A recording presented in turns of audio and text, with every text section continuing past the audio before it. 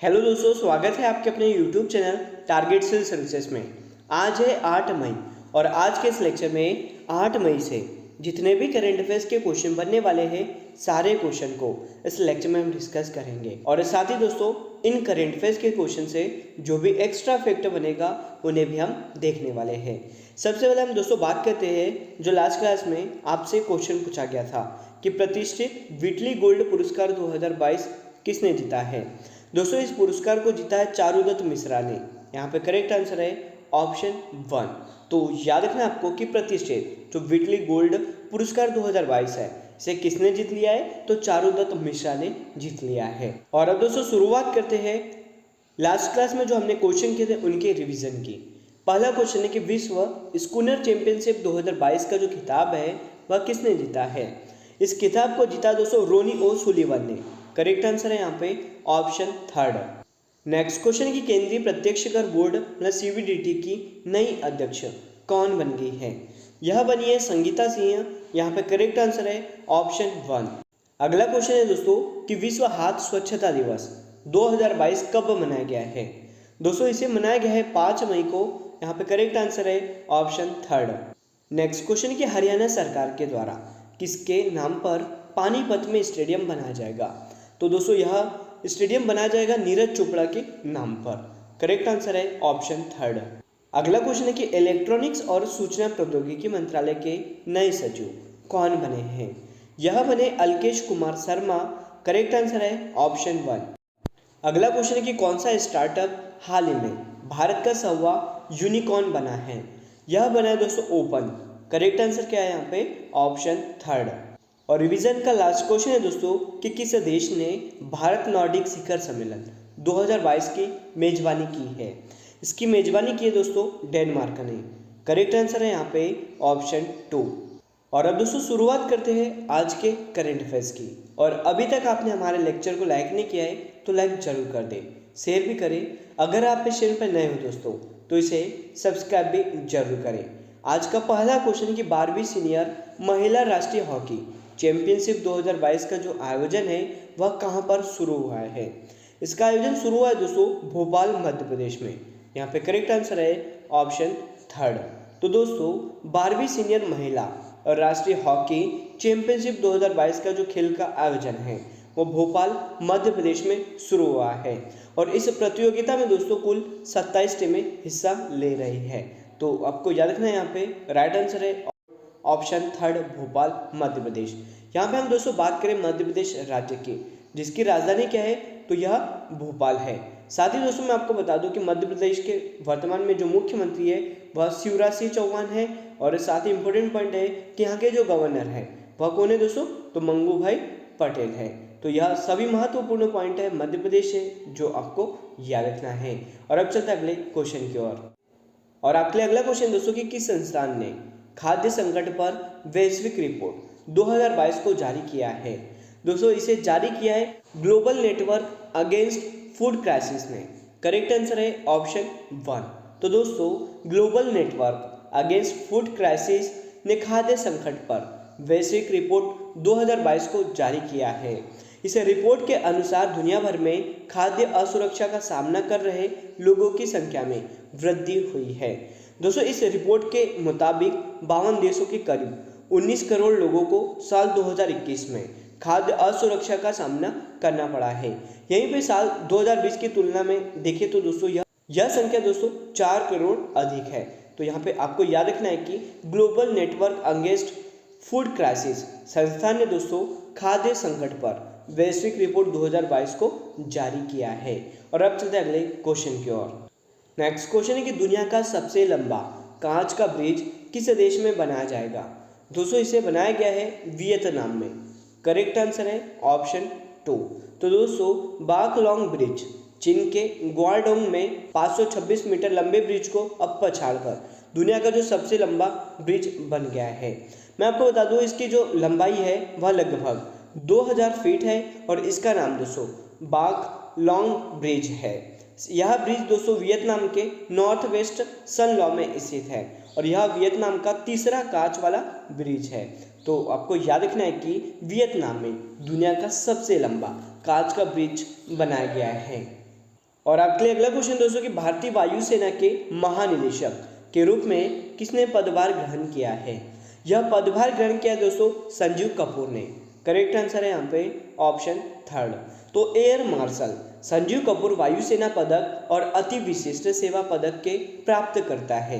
नियुक्ति से पहले दोस्तों वह नेशनल डिफेंस एकेडमी के कमांडेंट थे।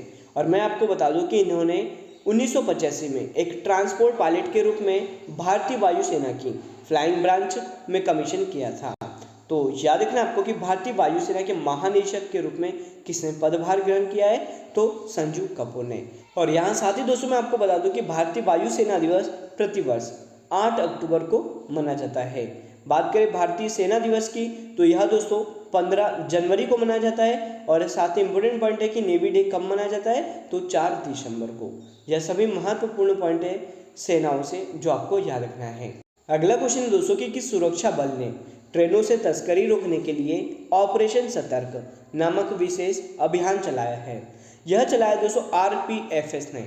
यहाँ पे करेक्ट आंसर है ऑप्शन 4।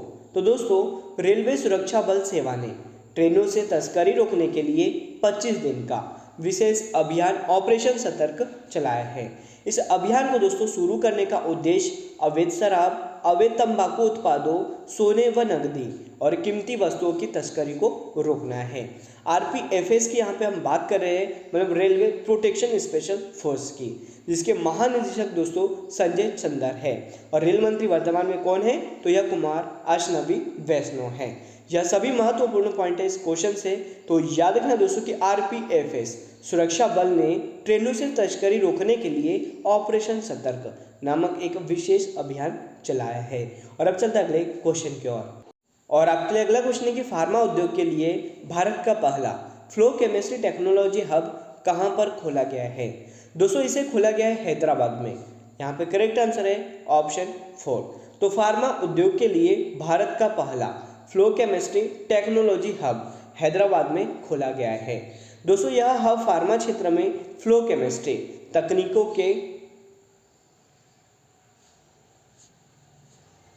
तकनीकों के अधिक समावेश के साथ साथ सक्रिय फार्मा अवयवों के निर्माण के लिए निरंतर संश्लेषण को अपनाने में मदद करेगा।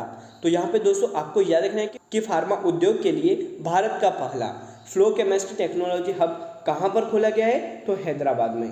करेक्ट आंसर है ऑप्शन 4।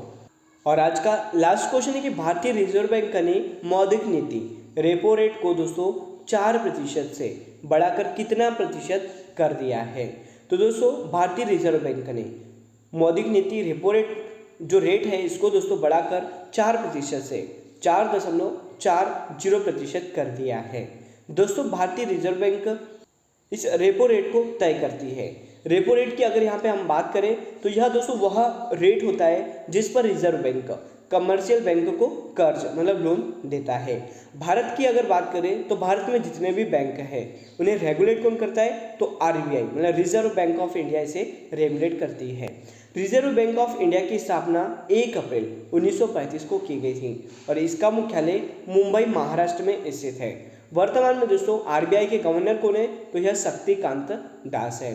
तो यह सभी महत्वपूर्ण पॉइंट है दोस्तों इस क्वेश्चन से जो आपको याद रखना है।